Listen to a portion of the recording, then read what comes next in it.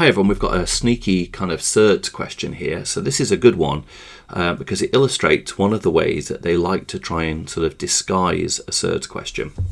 So this one's all about essentially representing, it's rationalizing the denominator is what it's really about. And in this question it says express 3 plus root 8 over root 2 minus 1 all squared in the form p add root q. And I wanted to draw our attention to this question because I think they've set a subtle trap here, which I kind of like in this question. So they know, that's to say the exam board know, that students kind of remember something about changing this sign, okay? So this is the trap, okay, that they're thinking that students are going to fall into.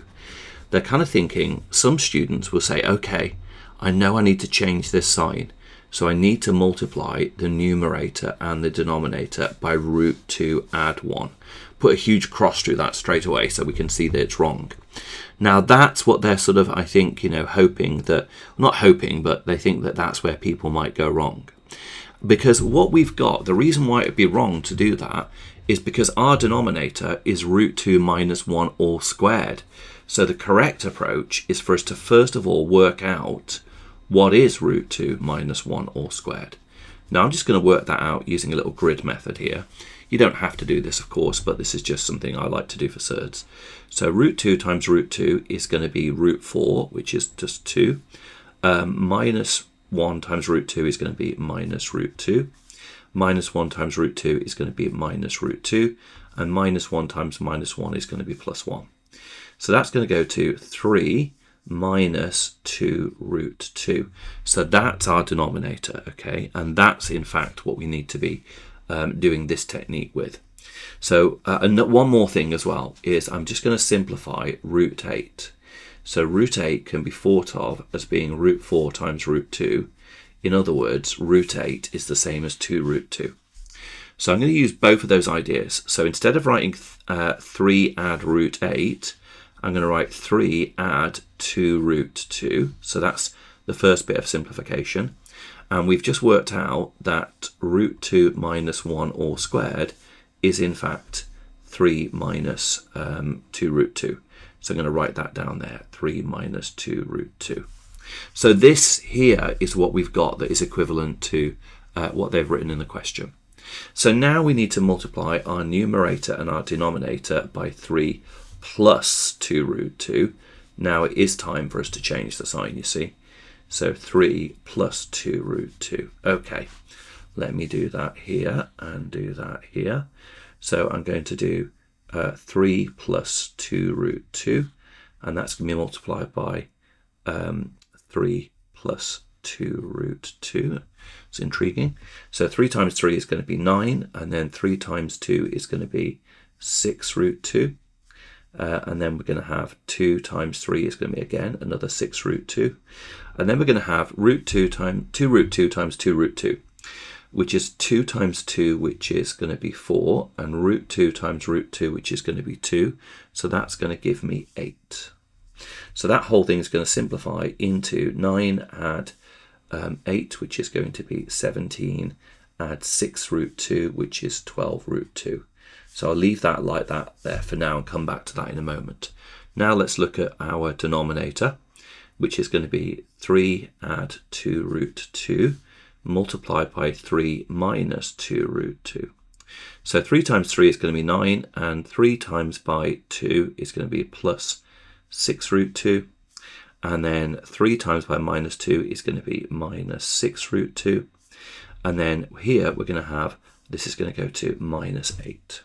So the plus 6 root 2 and minus 6 root 2 will cancel, and 9 take away 8 is going to be 1. So the denominator there is 1. So our fraction so far has simplified into 17 plus 12 root 2 over 1. Okay, now we are not yet in the required form because the required form is p add root q. So something being divided by 1 is just the same as itself, so we can kind of like get rid of that divide by 1. So we could just say that that is the same as 17 plus 12 root 2. Okay, at least now we've got the first term in the required form. And what I'm going to do now is I'm going to think of 12 as root 144. I'm going to think of that as root 144 times root 2, which is root 288. So actually, I can rewrite the whole thing as 17 add root 288, which is in fact our final answer there. So 17 add 2 root 88 is our final answer. Now, whilst I'm just on this topic of sneaky things that they like to do with surds, I just want to show you one other sneaky trick that I think is useful to know. If I was in year 11, I'd like to know how to do this. So let's imagine that they have got 3 over 1, and let's say it's plus 1 over root 5. So I've seen them basically have a question where it was like, rationalize this one. Okay, so rationalize. So let's say we've got to rationalize this one. Now that's really confusing, isn't it? Like, how on earth do you deal with having a fraction within a fraction?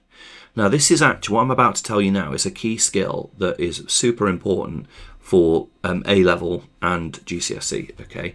And that is, when you have a fraction within a fraction, the way to deal with it is to multiply the numerator and the denominator by root 5.